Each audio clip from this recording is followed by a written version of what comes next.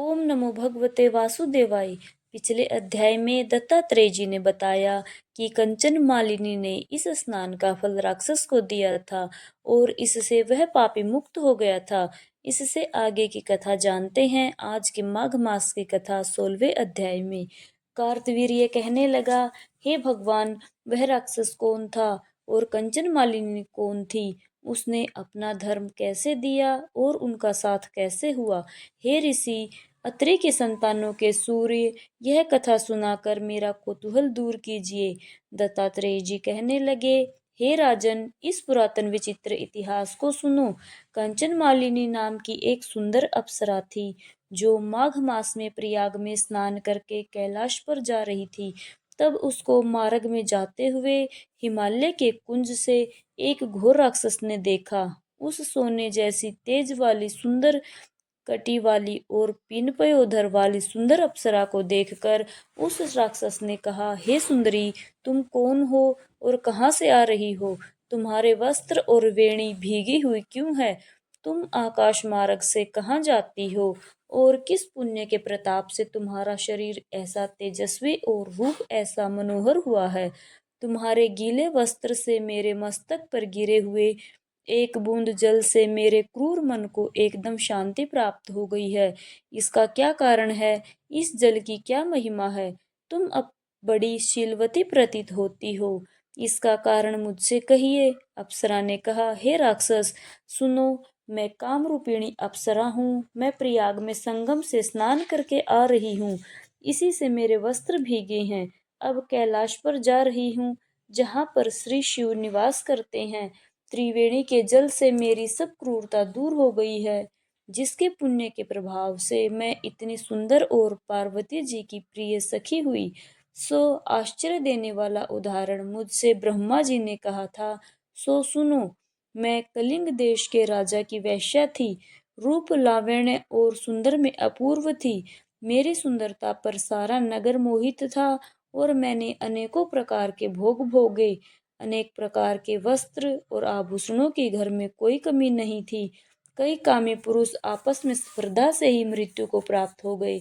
इस तरह उस नगर में बड़ी सुंदरता से यौवन व्यतीत हुआ और मैं वृद्धावस्था को प्राप्त हो गई।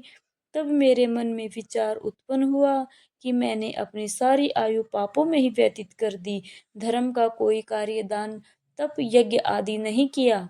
शिव या दुर्गा जी की आराधना भी नहीं की। न कभी भगवान विष्णु का पूजन किया। इस प्रकार अशांत चित्त से मैंने एक ब्राह्मण की शरण ली, जो वेदों का ज्ञाता और ब्रह्मनिष्ठ था। मैंने उनसे पूछा कि मेरा निस्तार किस प्रकार हो सकता है। महाराज, साधु सज्जन अच्छे और बुरे सभी पर दया करते हैं, इसलिए मुझ दीन पर भी कृपा करके मुझे कीचड़ में डूबी हुई को पकड़कर उबारिए। क्षीर सागर क्या हंस को ही दूध देता है, बतख को नहीं देता? तब वह ब्राह्मण राजा का पुरोहित इन सब बातों को सुनकर मुझ पर दया करके कहने लगा, तू ब्रह्मा के क्षेत्र में जाकर माघ मास में त्रिवेणी संगम में स्नान कर, परंतु मन में अशुभ क्रिया का विचार नहीं करना। पापों के नाश के लिए महर्षियों ने तीर्थ स्थान से अधिक और कोई प्रायश्चित नहीं बतलाया। प्रयाग में स्नान करने से तू अवश्य पवित्र होकर स्वर्ग को जाएगी। हे भामिनी, पुराने समय में गौतम ऋषि की स्त्री को देखकर इंद्र ने काम के वशीभूत होकर कपट वेश से उससे भोग किया। इसलिए ऋषि द्वारा श्राप दिया गया और उसका शरीर अत्यंत लज्जायुक्त हजारों भगों वाला हो गया।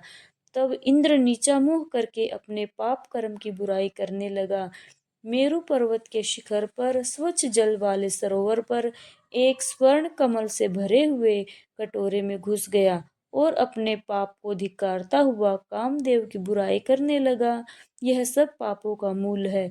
इसके ही वशीभूत होकर मनुष्य नरक में जाते हैं और अपनी धर्म, कीर्ति, यश और धैर्य का नाश करते हैं। इंद्र ऐसा सोच रहा था, सो इंद्र के बिना सारा देवलोक शोभाहीन हो गया। तब देवता, गंधर्व, किन्नर, लोकपाल इंद्राणी के सहित बृहस्पति जी से जाकर पूछने लगे कि महाराजा इंद्र के न रहने से स्वर्ग ऐसा शोभाहीन हो गया है, जैसे सतपुत्र के बिना श्रेष्ठ कुल। इसलिए स्वर्ग की शोभा के लिए कोई क्रिया सोचिए। इस विषय में देर नहीं करनी चाहिए। तब बृहस्पति जी कहने लगे कि इंद्र ने बिना सोचे विचारे कर्म किया है, उसका फल भोग रहा है, सो वह कहाँ है, मैं यह सब जानता हूँ।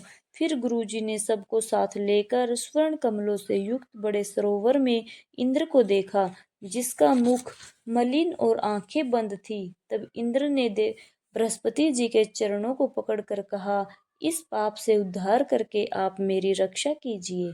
तब बृहस्पति जी ने इंद्र से कहा कि प्रयाग में स्नान करने से ही तुम पाप मुक्त हो जाओगे।